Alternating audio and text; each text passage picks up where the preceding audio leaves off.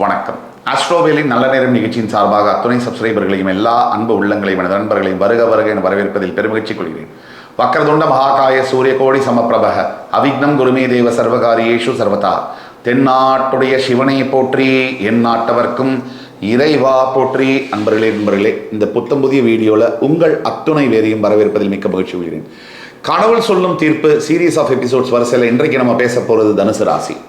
காலபுருஷ தத்துவத்துக்கு பாக்கியஸ்தானம் 9ஆம் இடம், குரு பகவானுடைய மூலத்திரிகோண ஸ்தானம் என்று சொல்லக்கூடிய 12 ராசியிலேயே அதிகமான பாசிட்டிவிட்டி சுபத்துவம் எங்கே இருக்குன்னா தனுசுல தான் இருக்கு. அப்படிப்பட்ட தனுசு ராசிக்கு இந்த வீடியோவில் எப்படி சொல்ல போறோம்னா அறிமுக பகுதி, அதுக்கு பிறகு ஏன் எனக்கு இந்த கஷ்டங்கள், அதுக்கு பிறகு என்ன செய்தால் வாழ்க்கை எங்கே போகிறது, அதுக்கப்புறம் என்ன செய்தால் எனக்கு நல்லது நடக்கும் 4ஆம் பகுதியில், 5வது பகுதியில் கடவுள் சொல்லும் தீர்ப்பு, 6ல் பரிகாரம். இப்படி தான் இதை எடுத்துகிட்டு போகிறோம். இந்த வீடியோவை பார்க்கறதுக்கு முன்னாடி உங்களோட ஃப்ரெண்ட்ஸ், ஃபேமிலிஸ் அண்ட் ரிலேட்டிவ்ஸில் தனுசு ராசி அன்பர்கள் மட்டும் யாராவது இருந்தாங்கன்னா தயவு செய்து ஒரு சின்ன உதவி, அவங்களுக்கு இதை ஃபார்வர்ட் பண்ணிடுங்க. உங்களுக்கு இது பிரயோஜனப்படுதோ இல்லையோ, ஆனால் தனுசு ராசியில் இருக்கக்கூடியவர்களுக்கு இந்த வீடியோ வாழ்க்கையில் பெரிய மாற்றங்களை கொண்டு வரக்கூடிய ஒரு பதிவாக இருக்கும். தனுசு ராசிக்கு 2-3 குணாதிசயங்களில் முக்கியமான ஒரு குணாதிசயம் என்பது ஓவராக நம்புறது.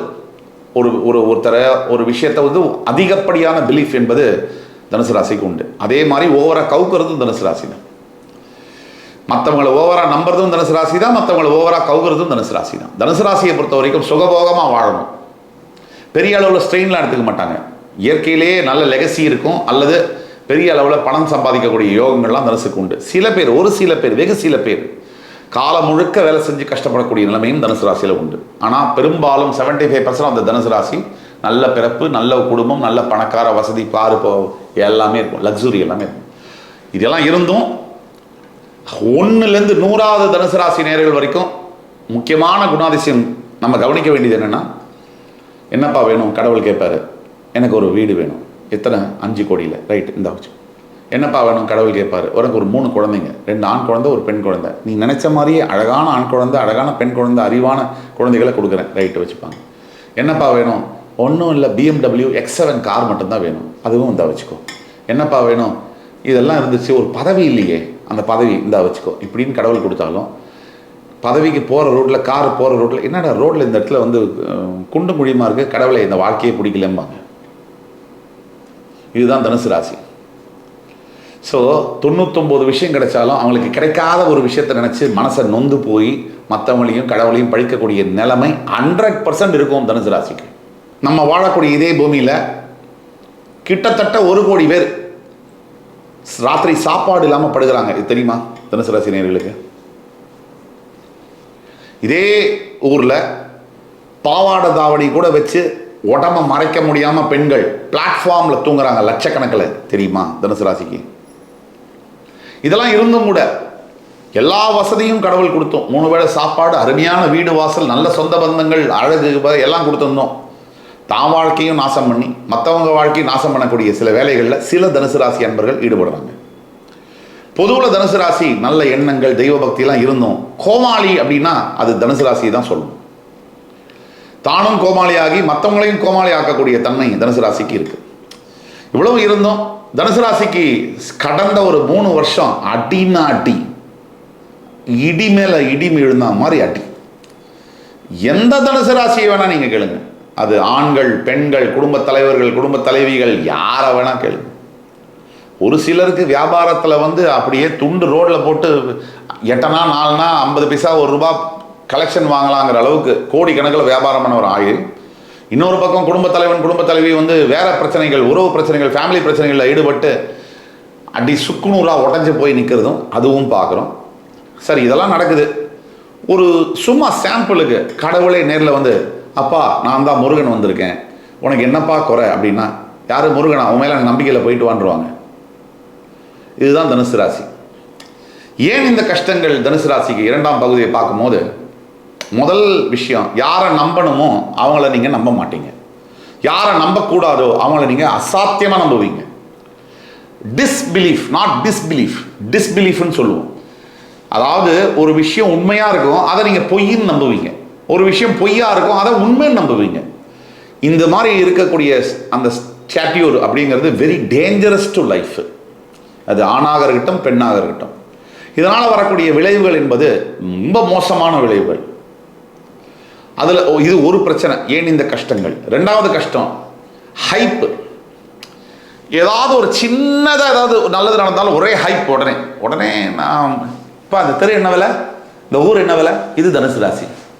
சோகம் வந்துட்டாலும் எல்லாமே போச்சு, லைஃபே போச்சு, வேஸ்ட்டு, எல்லாமே வாழ்க்கையே வேஸ்ட்டு அப்படின்னு நினைக்கக்கூடியது. மூன்றாவது ஏன் இந்த கஷ்டங்கள் தனுசு ராசிக்கு அப்படின்னு பார்க்க போனால் தேவையில்லாத நட்பு. இது பெண்களுக்கும் ஆண்களுக்கும் தேவையில்லாத நட்பு. அவங்க சொல்றதை கேட்டு தான் வாழ்க்கையை தானே நம்பி அழிச்சுக்கிறது. சிந்திக்கிறது இல்லை, எடை போட்டு இது தவறு, இது கரெக்டு, இதில் என்ன பாசிட்டிவ் அட்வான்டேஜஸ் டிஸ்அட்வான்டேஜ், இதில் என்ன அட்வான்டேஜஸ் டிஸ்அட்வான்டேஜ் நிறுத்தி நிதானமாக சிந்திக்கக்கூடிய அமைப்பு தனுசு ராசிக்கு இல்லை. இது ஆண்களுக்கும் பொருந்தும் பெண்களுக்கும் பொருந்தும். ஊரார் பேச்சை கேட்டு தன்னுடைய வாழ்க்கையை கெடுத்துக்குது. இதுக்கு மேலே இன்னொரு பெரிய பிரச்சனை என்ன, தனுசு ராசிக்கு கூட இருக்கவங்களாம் கரெக்டாக கேட்டதை சொல்லுவாங்க. இந்த பிரச்சனைகள்னால தான் அதிகப்படியான கஷ்டங்களை ஃபேஸ் பண்ணிட்டு இருக்கீங்க. இப்போ வாழ்க்கை தனுசு ராசி எதை நோக்கி போகுது? தனுசு ராசிக்கு வாழ்க்கை எதை நோக்கி போகுதுன்னா, இதை சொல்லணும், நான் சொல்லித்தான் ஆகணும். தற்சமயம் 3ல் ராகு, 4ல் சனி, அர்த்தாஷ்டம சனி மறந்துடக்கூடாது. 7ஆம் பாவத்தில் இருக்கக்கூடிய குரு ராசிநாதன் 8க்கு உச்சமடைய போகிறார். அப்புறம் 9ஆம் இடத்துல கேது. இதுதான் இப்போ தற்சமய நிலை. வாழ்க்கை எதை நோக்கி போகுதுன்னா இன்னும் சிக்கல், இன்னும் போராட்டங்கிற மாதிரி தான் போயிட்டு இருக்கு. உடனே வீடியோ கமெண்ட்ஸில் போனேன், என்ன சார் ஆல்ரெடி கஷ்டப்படுறோம், நீங்கள் என்ன, நான் குடுகுடு பாண்டி இல்லை, அஸ்ட்ராலஜர். நல்ல காலம் பிறகுது நல்ல காலம் பிறகுதெல்லாம் சொல்ல முடியாது. எது உண்மையோ எது எது சத்தியமோ அதை துணிவாக தான் பேசி ஆகணும். இதை எடுத்துக்கிறது அவங்களோட மனப்பான்மையை பொறுத்தது. நல்லதாகவும் கெட்டதாகவும் மாறி மாறி எடுத்துப்பாங்க. சில பேர் கெட்டதையும் நல்லதாக எடுத்துப்பாங்க, அனுபவம்னு எடுத்துப்பாங்க. நல்லதையும் சில பேர் கெட்டதாக எடுத்துப்பாங்க. நல்லதாக பேசினா கமெண்ட் பண்ணுறாங்க, எல்லாமே போய் எங்கள் வாழ்க்கையில் எல்லாமே தப்பாக நடக்குதுன்னு. கெட்டதாக உண்மையை சொன்னால் எல்லாமே கெட்டதாக சொல்கிறீங்களே, நல்லதாக சொல்லுங்கன்றாங்க. இது ஒரு விந்தை. எல்லாரையும் எல்லா நேரத்துலையும் திருப்திப்படுத்தவே முடியாது. அதற்கான வேலையில் நம்ம இல்லவே இல்லை. நம்ம பேசுறது உண்மையாக பேசணும், அது மட்டும்தான் இருக்கும். உங்கள் மனசில் நீங்கள் தைரியத்தை வரவழைச்சிக்கணும். தனுசு ராசியை பொறுத்த வரைக்கும் எதிர்காலத்தில் அடுத்த 1.5 வருஷம் 2 வருஷம் ரொம்ப ஒஸ்ட்டாக இருக்க டைமு. கவனமாக இருக்கணுன்றதுக்கு தான் இதை சொல்கிறோம். உடனே கவலைப்படுறதுக்கோ வருத்தப்படுறதுக்கோ அழுகிறதுக்கோ இதை சொல்லலை. என்ன பண்ணணுங்கிறத சொல்கிறோம். ஸோ முதல்ல உங்களை நீங்கள் மாற்றிக்கணும். சும்மா மேஜிக் பட்டன் அமுத்தினா எல்லாம் நடந்துடாது. உங்களை நீங்கள் மாற்றிக்கணும். நீங்கள் என்ன வேணாலும் பண்ணுங்க, எந்த முடிவு வேணால் எடுங்க, ஆனால் உங்களை நீங்கள் முதல்ல டேக் கேர் பண்ணிக்கணும். அந்த பேசிக் ஃபண்டமெண்டல் புரிதல் என்பது உங்களுக்கு வேணும். அடுத்தது வாழ்க்கை கொஞ்சம் ப்ராப்ளமேட்டிக்கான பீரியட் நோக்கி தான் போயிட்டு இருக்கு. என்ன செஞ்சா எனக்கு நல்லது நடக்கும், இதுதான் அத்தனை தனுசு ராசிக்காரர்களும் கேட்கறது. என்ன செஞ்சா எனக்கு நல்லது நடக்கும்? முதல்ல எனக்கு இப்படி ஆயிடுச்சே, எனக்கு இப்படி ஆயிடுச்சே, எனக்கு இப்படி ஆயிடுச்சே கவலைப்படுறதுன்னு நிறுத்துங்க. என்னமோ உலகத்தில் நீங்கள் மட்டும்தான் பிறந்திருக்கீங்க, மற்றவங்க எல்லாம் தேவையில்லாமல் பிறந்துட்டா மாதிரி நினைக்காதீங்க. உங்களுக்கும் பிரச்சனை இருக்கு, அது மதிக்கப்பட வேண்டும். மற்றவங்களுக்கும் பிரச்சனை இருக்கு. இந்த உலகம் உங்களுக்கானது மட்டுமல்ல. நான் கொஞ்சம் பேசுறது கடுமையாக இருக்கலாம், ஆனால் உண்மை. உங்களையே நீங்கள் யோசிச்சு கேட்டீங்கன்னா உண்மையை சொல்லுவாங்க. 2, என்ன செய்தால் நல்லது நடக்கும்? தனுசு ராசினியர்கள் அத்தனை பேரும் நிறைய ஆன்மீகத்தில் ஈடுபடணும். நட்பு வட்டாரத்தை கட் பண்ணணும். இந்த நேரம் கொடிய நேரம். 3ல் ராகு இருக்கும்போது நட்பு வட்டாரம் உங்களை காலி பண்ணிடும். நட்பு ஸ்தானத்திலே ராகு உட்கார்ந்துருக்காரு. கோச்சார ரீதியா உங்களை காலி பண்ணிடுவார் கும்பராகு. நட்பு தான் உங்களை கெடுக்கும். நட்பு தான், நட்புன்னு ஆரம்பிக்கிற எல்லாமே உங்களுக்கு எடுக்கும். நீங்கள் காலியாக கவனமாக இருக்கணும். அதே சமயத்தில் உடல் ஆரோக்கியம், அர்த்தாஷ்டம சனி, சுகஸ்தானத்தில் சனி பகவான், அதில் ரொம்ப கவனமாக இருக்கணும். இதெல்லாம் செஞ்சால் தான் நல்லது நடக்கும். 4வது நீங்கள் செய்ய வேண்டியது, பாஸ்ட் லைஃப்பை விட்டுடுங்க. ப்ரெசன்ட் லைஃப்பை என்ன நல்லதை நினைக்க முடியும், என்ன நல்லதை பேச முடியும், எந்த நல்லதை செய்ய முடியும். ஃப்யூச்சரை கடவுள்கிட்ட விட்டுருங்க. உங்களால் இப்போ எதையுமே செய்ய முடியாது. நீங்கள் சூழ்நிலை கைதி. நீங்கள் கம்முன்னு செய்ய வேண்டியதை இன்னைக்கு செய்ய வேண்டியதை செஞ்சு போயிட்டே இருக்கு. அதுக்கு அடுத்தது கடைசி பகுதி, கடவுள் சொல்லும் தீர்ப்பு என்ன? எல்லாருக்கும் இருள் வந்த போது விளக்கொன்று உண்டு, பகை வந்த போது துணை ஒன்று உண்டு, மழை வந்த போது குடை ஒன்று உண்டு, எதிர்காலம் ஒன்று எல்லோருக்கும் உண்டு அப்படிங்கிற மாதிரி அடுத்த ஒரு வருஷம் 1.5 வருஷம் கடினமான நேரமாக இருந்தாலும் கூட கடவுள் சொல்லக்கூடிய தீர்ப்பு என்பது, கடவுள் சொல்றது உங்க பக்கம் நான் இருக்கேன், நீங்க என்ன கவலைப்பட்டாலும் கவலைப்படலைனாலும் நான் உங்களை காப்பாற்றுவேன், நான் உங்க கூட நிற்பேன், உன்னோட பிரச்சனையில நான் பங்கெடுத்துக்குவேன், நான் உன்னுடைய மோசமான நிலைமையில உன் கூட கண்டிப்பாக நிற்பேன் அப்படிங்கிறது தான் கடவுள் சொல்லக்கூடிய உறுதியான செய்தி.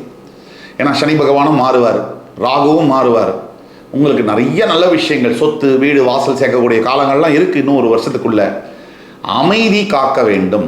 திருப்பியும் சொல்கிறேன், எது நீங்கள் தப்புன்னு நினைக்கிறீங்களோ அது எல்லாமே உண்மையிலேயே சரி, எது நீங்கள் சரின்னு நினைக்கிறீங்களோ அது எல்லாமே உண்மையாகவே தப்பு. இந்த மாற்றி அமைச்சக்கூடிய இந்த சிந்தனையினால தான் அத்தனை பிரச்சனைகளையும் நீங்கள் பார்த்துட்டு இருக்கீங்க. பொறுத்தார் பூமி ஆழ்வார், இதுதான். அதனால் முடிவு உங்கள்கிட்ட விட்டுடுறேன். தனுசு ராசி நேயர்களுக்கான பரிகாரம் என்பது ஸ்ரீரங்கநாத பெருமாளை வழிபட வேண்டும். தவிர முக்கியமான பரிகாரம், அயோத்தியாவில் இருக்கக்கூடிய ராமனை தரிசிக்க முயன்றால் அது நல்லது. இல்லை தரிசனம் பண்ண முடியல அப்படின்னா ஒன்றும் கவலைப்பட வேண்டிய அவசியம் இல்லை. உங்களால் எல்லாத்தையும் ஜெயிக்க முடியும், எல்லாத்தையும் பண்ண முடியும். நீங்கள் ஒரே ஒரு விஷயம் முக்கியமாக செய்யணும். உங்கள் வீட்டு அருகாமையில் இருக்கக்கூடிய ராமபிரானுக்கு ஒரு வணக்கத்தை சொல்லிட்டு வீட்டில் சுந்தரகாண்டம் படிக்க ஆரம்பிங்க. எல்லா தனுசு ராசி நேயர்களுக்கும் நான் சொல்லக்கூடியது ஹைலி பவர்ஃபுல். சுந்தரகாண்டம் இன்னையிலேருந்து படிக்க ஆரம்பிங்க. டெய்லி விளக்கேற்றிட்டு சுந்தரகாண்டம் படிங்க. காலையிலையோ மாலையிலையோ ஒரு அதிகாரம் படிங்க. 48 நாள் சுந்தரகாண்டம் படித்து முடியும் போது ராமபிரானுடைய படம் வீட்டில் வாங்கி வச்சு அவருக்கு பானகம், நீர்மோர் மற்றும் தயிர் சாதம் நிவேதம் செய்து ஏழை ஜனங்களுக்கு கொடுக்க உங்களுடைய பிரச்சனைகள் காற்றுல கரையிற கற்பூரம் மாதிரி மறையும். என் அன்பிற்கினிய தனுசு ராசி நேயர்களே, இந்த வீடியோ உங்களுக்கு கண்டிப்பாக பிடிச்சிருக்கும்னு நம்புகிறேன். அடுத்து வரும் காணொலியில் மறுபடியும் உங்கள் எல்லோரையும் சந்திக்கும் வரை உங்களிடமிருந்து விடைபெறுவது உங்கள் சுபாஷ் பாலகிருஷ்ணன். நன்றி, வணக்கம், வாழ்க வளமுடன்.